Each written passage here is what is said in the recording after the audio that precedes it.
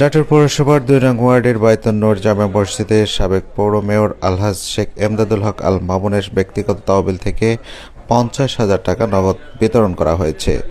শুক্রবার বাদ জুমা নাটোর পৌরসভার ২ নং ওয়ার্ডের উত্তর পাটুয়াপাড়া বায়তুন নূর জামে মসজিদে এই ৫০,০০০ টাকা প্রদান করা হয়।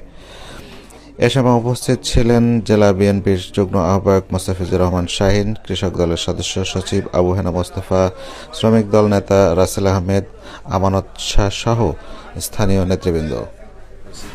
এই মসজিদে তফসিল ঘোষণার আগে আমার আসার কথা ছিল, যেহেতু আচরণবির আমি নাটোর শহরে যেগুলো মসজিদ আছে এই সব মসজিদে ৫০ আমার এটা ব্যক্তিগত ব্যাপার, ব্যক্তিগত কারণ ব্যক্তিগতভাবেই আমি এই ৫০ নাটোর শহরে যতগুলো মসজিদ আছে এটা দেওয়ার নিয়ত করছি অনেক আগে। ইতিমধ্যে ৩০-৩২টা মসজিদ এর মধ্যে শেষ হয়েছে।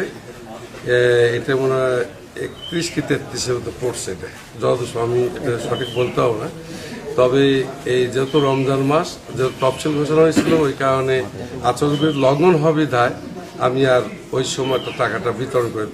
ওই সময় টাকাটা বিতরণ করলে আচরণবির লঙ্ঘন হতো, নির্বাচনের ক্ষতিগ্রস্ত অথবা দুলুসার ক্ষতিগ্রস্ত, ওই কারণে আর আসতে পারি না। আজকে যেহেতু প্রথম জুম্মা রমজান মাসের, ওই কারণে আসছিলাম, ভাইদের সাথেও দেখা হলো। ইতিমধ্যে ওই টাকাটাও ৫০,০০০ টাকা দিলাম।